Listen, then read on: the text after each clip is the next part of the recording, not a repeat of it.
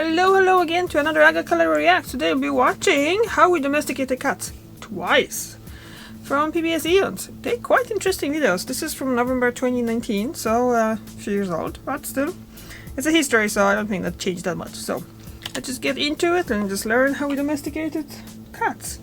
Weirdly enough, today none of my cats actually shows yet. They're probably asleep.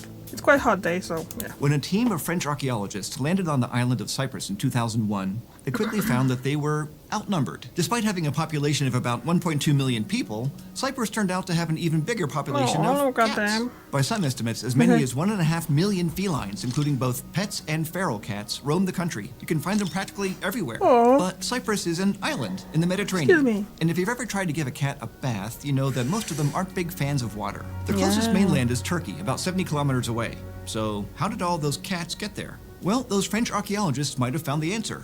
While excavating a site of an ancient settlement, they discovered something quite surprising. It was the grave of a man who was buried alongside offerings of flint tools, seashells, and an 8-month-old cat. Dating to around 9,500 years ago, this burial represented some of the oldest known evidence of human-cat companionship anywhere in the world, predating the more well-known love of cats in ancient Egypt by 4,000 years. But when did this close relationship between humans and cats start?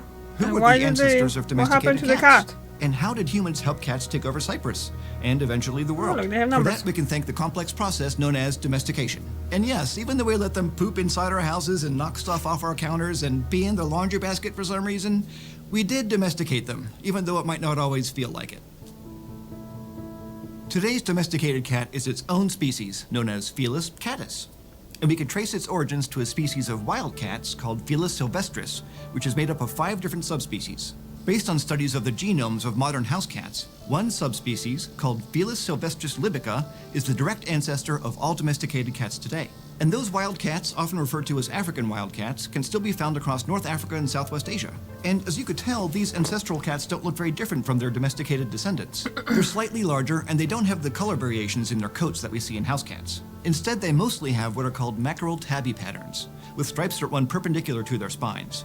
You can even find the same pattern in the cats depicted in ancient Egyptian artwork. Now, these wild kitties are solitary creatures. They don't have the same social structure that other animals like wolves do. So scientists think that the domestication of cats was probably a different process from the domestication of other animals. But unfortunately, the fossil record of African wild cats isn't great. Most haven't been preserved well enough to be used in genetic analysis, which is partly why it's been so hard to figure out how cat domestication actually worked. Some of the oldest known fossils include specimens from Cyprus that are about 11,000 years old, and others in Turkey from around 10,000 years ago. So how did we get from Felis sylvestris libica to Felis catus?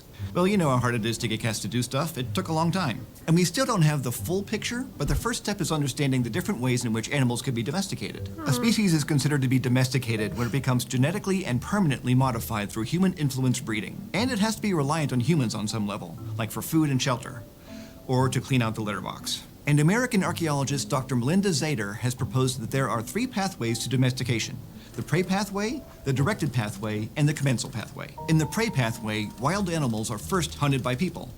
Then, in order to better control the hunts, people begin to manage herds of the animals, like goats and cattle. This leads to captive breeding and eventually domestication of the species. With the directed pathway, people use lessons they learned from previous attempts at domestication, often through the prey pathway. Horses and beasts of burden, like donkeys and camels, were most likely domesticated this way. We fast-tracked their domestication to harness their abilities to walk long distances and carry heavy loads. And finally, in the commensal pathway, wild animals are attracted to human settlements by food. They go where the people go, feeding off their scraps, or on prey that may have also been drawn to the humans, like mice or rats. And this eventually leads to domestication. This is probably how cats were domesticated. For thousands of years, they stayed close to human dwellings for food, but weren't necessarily close to the people themselves. But eventually, people noticed that cats were actually pretty good at catching the pests that were plaguing their food stores, and began to actively entice them to live in their settlements. And we can get glimpses into this process by studying the remains of ancient kitties. For example, isotopic analysis of cat remains from 5,600 years ago in northwestern China has revealed trace amounts of millet, a staple grain in the diet of the human villagers there. This suggests that cats were eating the mice that were feeding on stored millet, no doubt a useful service for the villagers. And the isotopic data from one cat revealed a diet that had less meat and more millet than expected, suggesting that it either scavenged from or was fed by the villagers.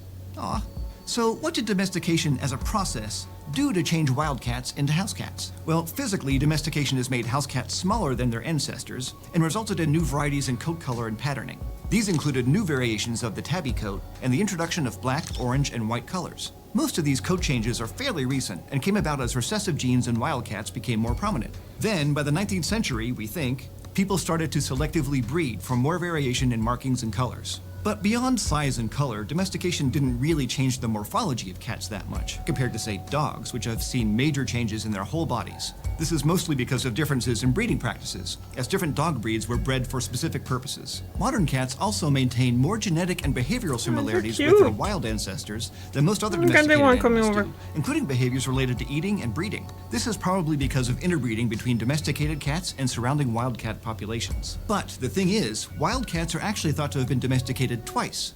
Once in Southwest Asia about 10,000 years ago, and again in Egypt about 3,500 years ago. This is based on an analysis of the genome of modern cats, which suggests that two different source populations contributed to the current gene pool at two different times. And we've also found archaeological evidence that supports multiple points of domestication. For example, in Egypt, 6 burials have been uncovered at the site of Hierakonpolis, containing 2 adult cats and 4 kittens, and they date to between 3,600 and 3,800 years ago. Their smaller bones closely match the size of those in domesticated cats, and one cat's skeleton even showed healed fractures, suggesting that it was cared for by its human companions. After about 3,000 years ago in Egypt, we begin to see these relationships becoming closer through art and iconography that show cats alongside people. And from there, it looks like cats were brought to Rome by early Greek settlers, as well as through interactions between Rome and Egypt. As civilizations began to expand around 2,000 years ago, especially within the Roman Empire, cats followed as well. We know ancient Romans kept felines as pets based on artworks like mosaics that show cats in domestic settings, often hunting prey. Roman cats were most likely adopted into households to catch rodents and other pests, much like they did in the early stages of domestication. But none of this actually tells us where the story of cat domestication started. After all, if the oldest evidence of domestic cats is on the island of Cyprus, then who brought the cats to Cyprus in the first place? Well, all we know is that at some point during the early Holocene epoch, possibly 11,000 years ago, people from Southwest Asia began to migrate to Europe, including Cyprus. And they brought with them that subspecies of cat that was the ancestor of our domesticated cats. And cats being cats, we just ended up with millions of the little guys. In modern-day Cyprus, the cat population has boomed to the point of being considered an infestation. Cats are often seen as vermin, and there have been many attempts to try to get a handle on their growing population. Luckily for the feral cats, though, there are many sanctuaries run by volunteers who try to care for every stray. But it's not just on this island where cats have commanded such a presence. Our relationship has been mutually beneficial enough that domestic cats have truly taken over the world. Today, their estimated overall population is 600 million. Cats have achieved world domination.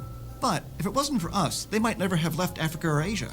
We carried them to places they otherwise might never have seen. So maybe our pet cats should treat us with a little more respect? Mine could have started by not peeing on my laundry, but I loved them anyway.